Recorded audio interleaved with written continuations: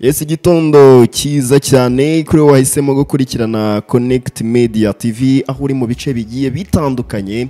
Nizera ko umeze neza cyane. Turi kuwa gatatu, tariki yo ni ya 26 z'ukwezi kwa 11 umwaka w'2025. Numwaka turi kugenda tugana ku musozo kabisa. Nizera ko rwose abenshi imihigo mwari mwarihaye muri uyu mwaka muri kugenda rwose muyesa, muvuga muti ibitaragenze neza tuzabikosora mu mwaka utaha kabisa. Ngewe rero ubaramutsa muri iki gitondo nitwa Jado Upright. Abantu mwese muri ku migabane igiye itandukanye mbahaye ikaze kabisa. Tuba tubazaniye amakuru agiye atandukanye, na amakuru abagezweho mu bitangaza amakuru bigiye bitandukanye muri iki gitondo. Ugomba rwose kuzinduka ufite amakuru kerekeza mu kazi kawe, cyangwa se ukaba uri mu kazi kawe ukurikirana ibiri kubera hirya no hino mu gihugu ndetse no hanze y'igihugu.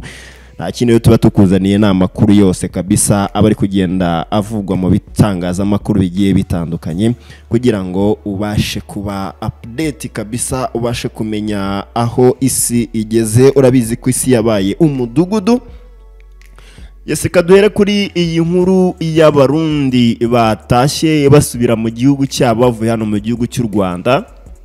Abatashye rero ni 115, barimo abagore 58 n'abana 51 babarirwaga mu miryango 58, harimo abantu 107 babaga mu nkambi ya Mahama n'abandi 8 babaga i Kigali. Umuyobozi rero ushinzwe gahunda z'impunzi muri Minisiteri y'ibikorwa by'ubutabazi, uyu nguyu yitwa Karagire Gonzague, yavuze ko gucyura izo mpunzi byakozwe hashingiwe ku busabe bwazo.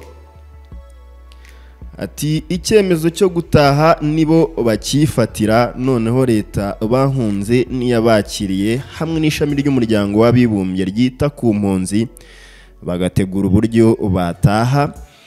Ibyo byose rero hamwe n'ubufasha bahabwa bageze iwabo biba biteguye, barabihabwa rwose. Bamwe muri izo mpunzi rero baganiriye n'ikinyamakuru Igihe dukesha iyi nkuru, biganjemo abari bafite abana babyariye mu buhungiro. Bavuze ko nubwo ubuhunzi ari ubuzima bugoye, bishimira ko mu Rwanda nta kibazo bahagiriye. Ndashimiye Eric n'umuryango we bavuye mu Burundi mu mwaka wa 2015, yavuze ko yageze i Mahama akomeza amasomo ye ndetse akishimira n'ibindi u Rwanda rwabafashije. Uyu nguyu yitwa Bamuhora ubusa Aziza, wari mu nkambi ya Mahama kuva mu mwaka wa 2015, yavuze ko mu myaka 10 ahamaze ashima ibyo u Rwanda rwabafashije, ariko ko igihe cyari kigeze ngo asubire mu gihugu cye. Naho witwa Ndabacekure François wageze nawe mu Rwanda mu mwaka wa 2002, hakaza kujya mu nkambi ya Mahama mu mwaka wa 2015. Avuga ko yaje afite abana 4, ubu bakaba babaye 8, ariko yafashe umwanzuro wo gusubira mu gihugu cye.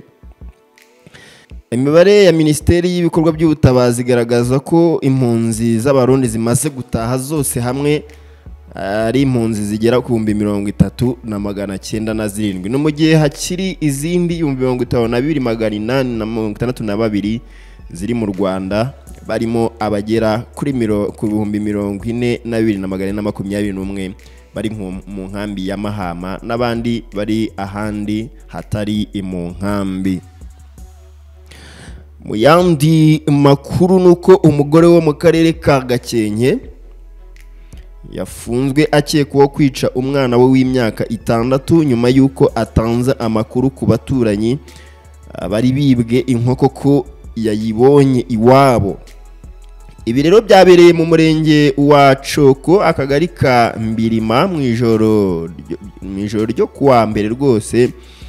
Amakuru aturuka mu baturanyi baho byabereye avuga ko uyu mwana yaba yishwe na nyina kuko yatanze amakuru kuko yibye inkoko, gusa ngo yabwiye inzego z'umutekano ko umwana yamurembanye mu ijoro bikaza kumuviramo urupfu. Andi makuru kandi aturuka mu baturage nuko uyu mugore wari warahukanye atari ubwa mbere yaravuzweho gukorakora ndetse biri no mu byatumye ashyamirana n'umugabo we. Umunyamabanga nshingwabikorwa w'umurenge wa Coko niyo Mwungeri Robert mu kiganiro yagiranye n'itangazamakuru yahamije aya makuru gusa avuga ko byinshi kuri iyo bizagaragazwa n'ibizava mu iperereza, byinshi kuri ibyo nyine bizagaragazwa n'ibizava muri iperereza rizakorwa n'ubugenzacyaha. Gitifu rero yakomeje avuga ko uyu mugore yabatangarije ko umwana yafashwe n'uburwayi butunguranye mu ijoro buramwica. Yaboneyeho gusaba abaturage gutangira rero amakuru ku gihe. Umurambo w'umwana wajyanwe ku bitaro bya Ruri gukorerwa isuzuma mbere y'uko ushyingurwa. Ni mu gihe uyu mugore we afungiwe kuri sitasiyo ya RIB ya Ruri kugira ngo ahatwe ibibazo. Ni hatari, ntabwo byoroshye cyane. Reka twerekeze muri iyi nkuru irebana n'ubutabera. Nuko undi mutangabuhamya yavuze ko Munyenyezi yari atwite inda yavutsemo impanga ku buryo atari gukora jenoside. Urunguru ni urubanza rukomeje rwa Munyenyezi Beatrice. Rero abavandimwe ntibavuga rumwe mu rubanza rwa Munyenyezi Beatrice. Umuto ashinja Munyenyezi ko yakoze jenoside yakorewe abatutsi mu mwaka w'1994.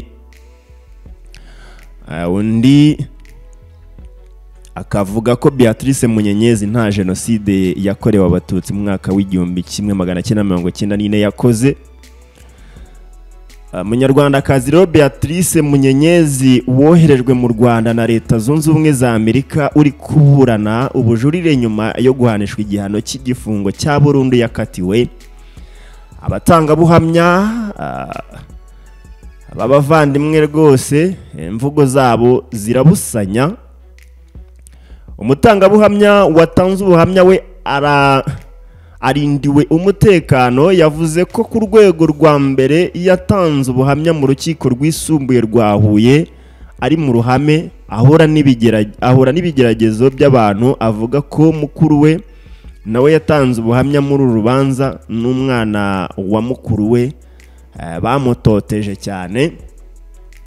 Yavuze ko azi Beatrice Munyenyezi kuri bariyeri ya hoteli Ihuriro, aho iyo hoteli yari iya nyirabukwe wa Beatrice Munyenyezi ari we Pauline Nyiramasuhuko.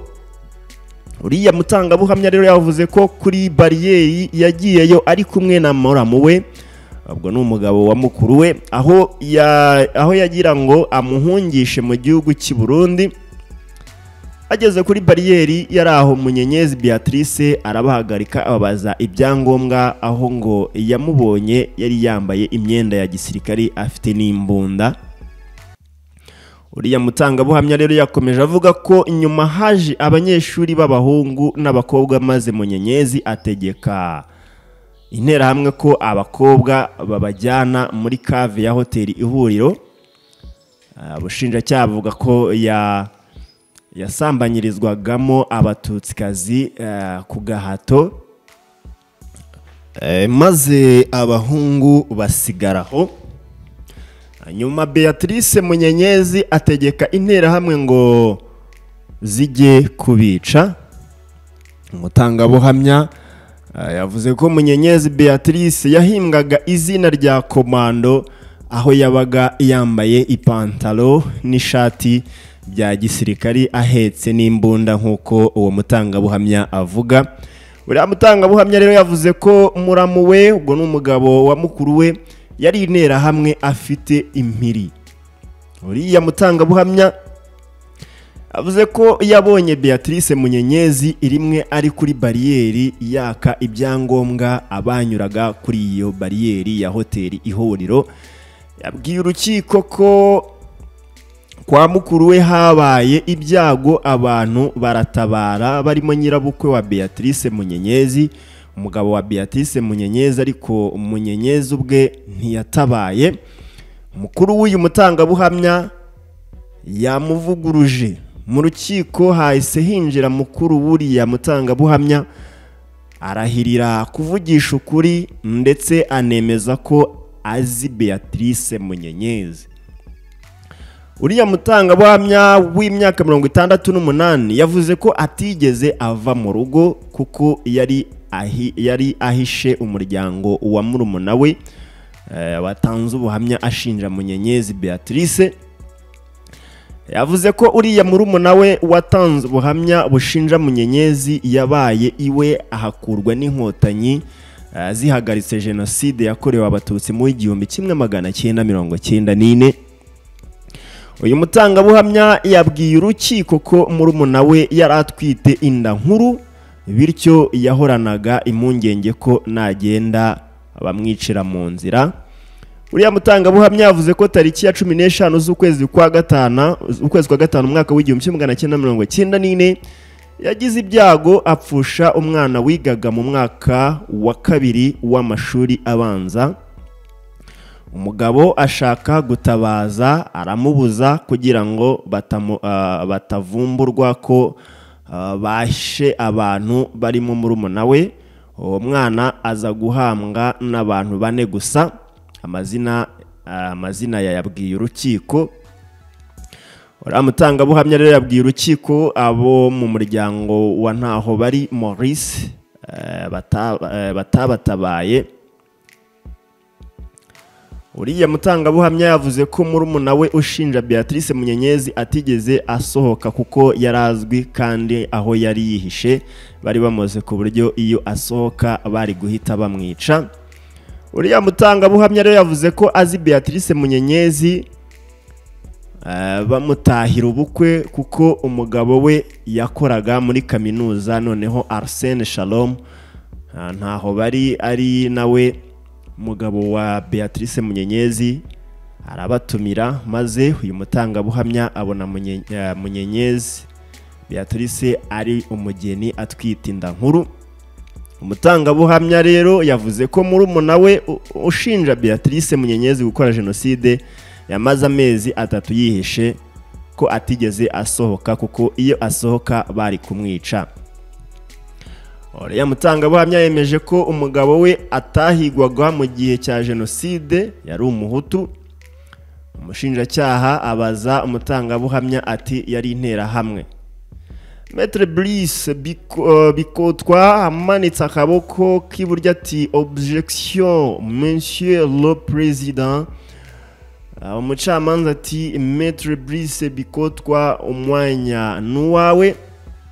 Inteko y'abacamanza yiherereye isanga nta mpamvu yo kuvuga ibijyanye n'umugabo w'umutangabuhamya kuko ataregwa mu rubanza. Umucamanza abyibwirije yahise afata icyemezo ahuza abavandimwe, cyakora ushinja kuko yararindiwe umutekano bari baje kumva urubanza bahise basohorwa.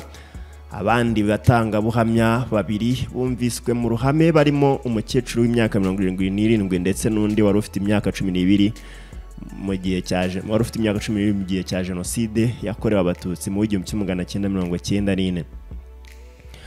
Uriya mukecuru warokotse jenoside yakorewe abatutsi mu 1994 yavuze ko yabanye na Beatrice Munyenyezi kuri hoteli Ihuriro afite inda nkuru yavutsemo impanga ku buryo nta mbaraga yari afite zo gukora jenoside. Uriya wari umwana nawe yemeje ko babanye kuva jenoside itangiye kugera bahunganye, ariko yari atwite inda nkuru na jenoside yakorewe abatutsi mu 1994 Munyenyezi Beatrice yakoze. Bano batangabuhamya bombi bahuriye ko bafitanye isano na Maurice ntaho bari, akaba sebukwe wa Beatrice Munyenyezi, ariko isano bafitanye rikaba ryatuma baha ubuhamya urukiko kuko uriya mukecuru avindimwe na Maurice ntaho bari kwa se wabo, naho uriya mwana Maurice ntaho bari akamubera nyirarume. byumvikane neza ko nta sano rya bugufi bafitanye na Beatrice Munyenyezi. Beatrice Munyenyezi yunganiwe na Maître Brice Bikotwa ndetse na Maître Felicien Gashema. Ngayo gukorera iby'urukiko rwa Munyenyezi Beatrice ko aho rugeze nuko byifashe cyane, nago abatanga buhamya bari guhuza ibyo bavuga. Yes, reka dusoreze kuri iyi nkuru ya Tiana Trump. Nguyu akaba yarahoze ari umukinnyi wa filime z'urukozasoni, agiye gusezerana na rutahizamu w'umunya Cote d'Ivoire Nicolas Pepe.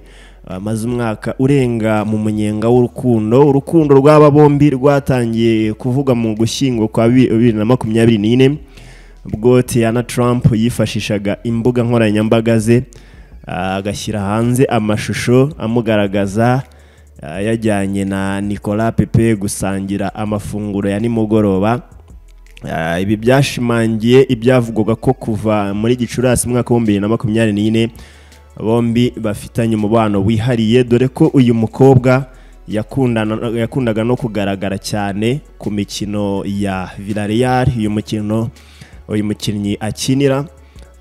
Nkuko rero ikinyamakuru cyo muri Turukiya bitangaje kabisa, ndetse n'ikinyamakuru cyitwa Marisa cyo muri Espagne byanditse rwose aba bombi barateganya gusezerana bakabana mu buryo bwemewe nk'umugore n'umugabo, nubwo nta nomwe hagati yabo urabyemeza. Muri Gicurasi rero k'uyu mwaka ubwo iyo rutahizamu yari yagize isabukuru y'imyaka 30, Tiana yamusohokanye mu Rwanda nk'uko yari yabimwemereye, amujyana muri pariki y'Ibirunga gusura ingagi. Uyu mukinnyi rero wegukanye igikombe cya Afrika cyabaye muri Gashyantare, yanyuze muri Nice yo mu Bufaransa nk'intizanyo ya Arsenal, imugurisha muri ikipe yo muri Turukiya nayo imutanga muri Villarreal. Mwaka wa 2020 Tiana yahagaritse gukorana n'ibigo bicuruza amashusho y'urukozasoni, ahubwo ayoboka urubuga rwa OnlyFans ari narwo ayanyuzaho. Ngayo nguko rero nuko byifashe cyane. Zo nizo nkuru nari ngufitiye muri iki gitondo, reka tuze kubana muri andi makuru araza kubagezweho mu masaha ari imbere.